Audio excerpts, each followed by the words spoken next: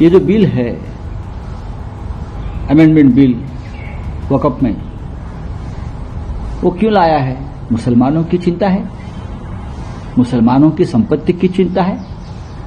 नहीं, ये पूरा जो संपत्ति है लाखों करोड़ों की वक्फ बोर्ड की, वो अपने कब्जे में लेने के लिए बिल लाया है। ठीक है, अभी हमारे सरकार तो जरूर आ जाएगी ना एक ना एक दिन। तो जब बिल इंट्रोड्यूस हुआ हो अगस्त 2024 में, तब भी हमने देखा कि किस प्रकार से केवल हमारे साथियों ने नहीं बल्कि जिन लोगों ने अंतरात्मा की आवाज सुनी उन्होंने भी इस बिल का समर्थन किया, फिर जेपीसी में भी इसका समर्थन किया।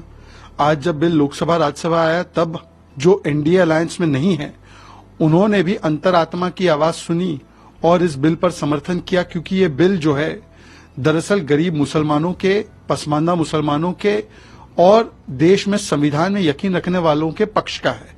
परंतु जो हमारे अलायंस पार्टनर पर इतने चिंतित है वो ये तो बताए कि बाला साहेब ठाकरे जी का नाम लेने वाली उद्धव सेना ने किस दिशा में वोट किया है। लोकसभा और राज्यसभा में वक्फ संशोधन विधेयक पास हो गया है, लेकिन इन सब के बीच में विपक्ष का जो रवैया है वो इसके खिलाफ देखने को मिल रहा है। इस बीच आपको बता दें कि शिवसेना यूबीटी के सांसद और प्रवक्ता संजय राउत ने अपनी बौखलाहट जाहिर करते हुए सीधे तौर पर मोदी सरकार पर हमला बोला और उनका कहना यह है कि ये जो विधेयक है वो जमीन हड़पने के लिए सरकार ले आई है। तो वहीं दूसरी ओर आपको बता दें कि जिस तरीके से विपक्षी पार्टियां लगातार इस विधेयक को लेकर के विरोध कर रही है और ये कह रही है कि कैसे इसे एक समाज के खिलाफ लाया गया है, अल्पसंख्यकों को पूरी तरीके से कमजोर करने के लिए इस विधेयक को लाया गया है, तो खुद बीजेपी के जो प्रवक्ता है शहजाद पूनावाला, उन्होंने विपक्षियों को करारा जवाब दिया है। उनका साफ तौर से कहना है कि ये जो विपक्षी दल है,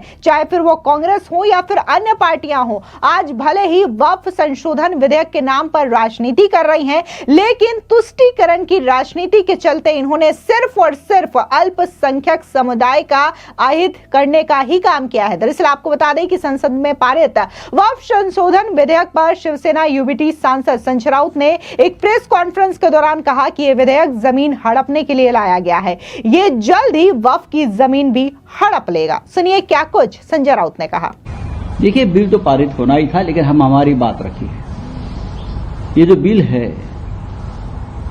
अमेंडमेंट बिल वक़्फ़ में, वो क्यों लाया है? मुसलमानों की चिंता है? मुसलमानों की संपत्ति की चिंता है? नहीं, ये पूरा जो संपत्ति है लाखों करोड़ों की वक्फ बोर्ड की, वो अपने कब्जे में लेने के लिए बिल लाया है, खास करके जमीनें, लैंड्स। अब देखिए आने वाले दिनों में लैंड्स किसके खिस्से में जाती है। अभी से सौदा शुरू हो गया है ये लोगों का। ये लोग ऐसे सीधे लोग नहीं है, जब जमीन दिखते हैं तो पागल हो जाते हैं, खा जाते हैं। अभी धारावी की जमीन खा ली, मोदी जी के लाडले उद्योगपति ने पूरी मुंबई में जमीन ले ली उस मामले में। अभी वक्त में जमीन भी खा जाएंगे, खाने वाले हैं। बड़े बड़े कल भाषण कर रहे थे, गरीबों की, गरीब मुसलमानों की चिंता, गरीब मुसलमानों की। ये कब से गरीब मुसलमानों की चिंता करने लगे? हाँ, ये सब नाटक था, छोड़ दीजिए, देख लेंगे। ममता बनर्जी ने भी कहा है कि अगर सरकार आती है तो उसको चेंज करेगी। ठीक है, अभी हमारे सरकार तो जरूर आ जाएगी ना एक ना एक दिन।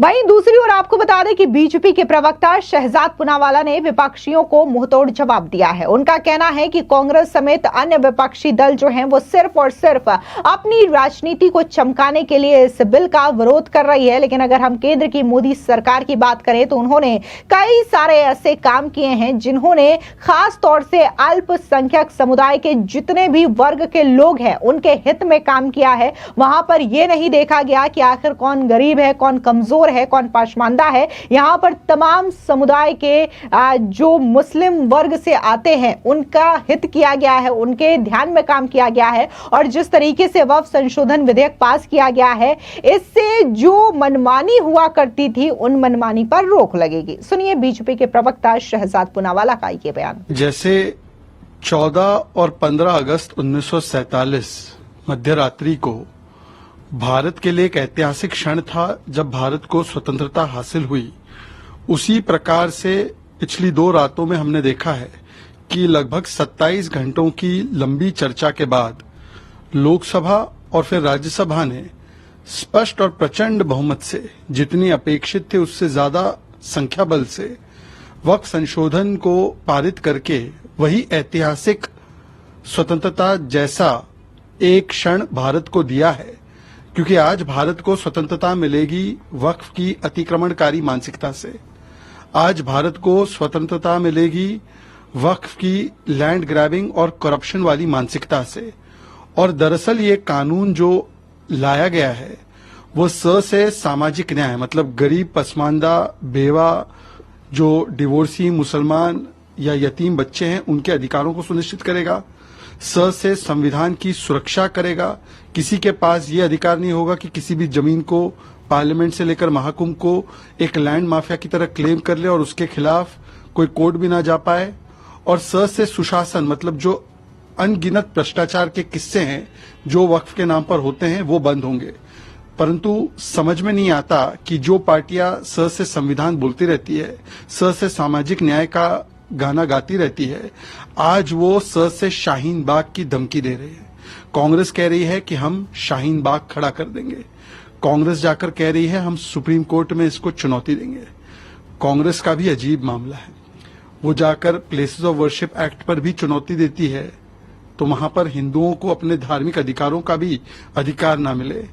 और यहां पर भी वो चुनौती देने की बात करती है सुप्रीम कोर्ट में, मतलब कि कोई 1500 साल पुरानी मंदिर या महाकुंभ की जमीन या पार्लियामेंट पर क्लेम कर दिया जाए तो जो भुक्तभोगी है वो कोर्ट ना जा पाए। तो ये कांग्रेस की मंशा है। और कांग्रेस और उसकी जो पूरी इकोसिस्टम है, MIM हो, तृणमूल कांग्रेस, समाजवादी पार्टी, आप या RJD, ये BBC है। भड़काना, बहकाना और चिल्लाना इनका काम है। वक्फ बहाना है, देश में आग लगाना है, वोट बैंक को साधना है। इसलिए CA के नाम पर पहले गुमराह किया कि नागरिकता छिन जाएगी, अब वक्फ के नाम पर गुमराह कर रहे कि मस्जिद और कब्रिस्तान छिन जाएंगे, जो कि होने नहीं वाला है। ये दरअसल हिंदू बनाम मुस्लिम नहीं है। अगर ऐसा होता तो क्रिश्चियन चर्च क्यों जाता वहां पर और शिकायत करता। पर केरल के जो सांसद है प्रियंका वाड्रा हो या पूर्व सांसद है राहुल गांधी, वो एक शब्द चर्च के लिए नहीं बोल पाए। ये मेजॉरिटी माइनॉरिटी नहीं है, ये विषय है लैंड ग्रैबिंग बनाम गरीब मुसलमान, ये विषय है संविधान बनाम लॉलेसनेस और भूमाफिया। तो मुझे लगता है कि आज जो लोग इसका विरोध कर रहे हैं वो असंवैधानिक लैंड माफियाओं के साथ खड़े हैं। सर, को सपोर्ट कर रहे हैं। देखिए, चाहे वो जब बिल इंट्रोड्यूस हुआ हो अगस्त 2024 में, तब भी हमने देखा कि किस प्रकार से केवल हमारे साथियों ने नहीं बल्कि जिन लोगों ने अंतरात्मा की आवाज सुनी उन्होंने भी इस बिल का समर्थन किया। फिर JPC में भी इसका समर्थन किया। आज जब बिल लोकसभा राज्यसभा आया तब जो NDA अलायंस में नहीं है उन्होंने भी अंतरात्मा की आवाज सुनी और इस बिल पर समर्थन किया, क्योंकि ये बिल जो है दरअसल गरीब मुसलमानों के, पसमानदा मुसलमानों के और देश में संविधान में यकीन रखने वालों के पक्ष का है। परंतु जो हमारे अलायंस पार्टनर पर इतने चिंतित है वो ये तो बताए कि बाला साहेब ठाकरे जी का नाम लेने वाली उद्धव सेना ने किस दिशा में वोट किया है। क्या वो इस वक्फ के संशोधन के खिलाफ थे, मतलब वो राहुल गांधी के साथ थे, या वो इस वक्फ के संशोधन के साथ नहीं थे, मतलब कि बाला साहेब ठाकरे जी के खिलाफ हो गए। वो उनको बताना चाहिए कि वो राहुल गांधी के साथ है या बाला साहेब ठाकरे जी के साथ है। दरअसल आपको बता दें कि वक्फ संशोधन बिल गुरुवार देर रात राज्यसभा में भी पास हो गया। बिल के समर्थन में 128 सांसदों ने वोट दिया और इसके विरोध में 95 वोट मिले हैं। इससे पहले बुधवार देर रात को वक्फ संशोधन बिल लोकसभा में पास हुआ था। लोकसभा में बिल के पक्ष में 288 वोट पड़े थे और विरोध में 232 वोट मिले थे। राज्यसभा में बिल पर गुरुवार दोपहर 1 बजे से जो चर्चा शुरू हुई थी वो करीब 13 घंटे तक चली थी। आपको बता दें कि सोशल मीडिया पर ऐसी कई सारी क्लिप्स देखने को मिल रही हैं जहां पर गृह मंत्री अमित शाह जो है वो तकरीबन 4:15 बजे जो है संसद से निकल रहे हैं। यानी कि यहां पर देखने को मिल सकता है कि बीजेपी की सरकार जो है किस निष्ठा के साथ काम कर रही है। पहले तो उन्होंने लोकसभा में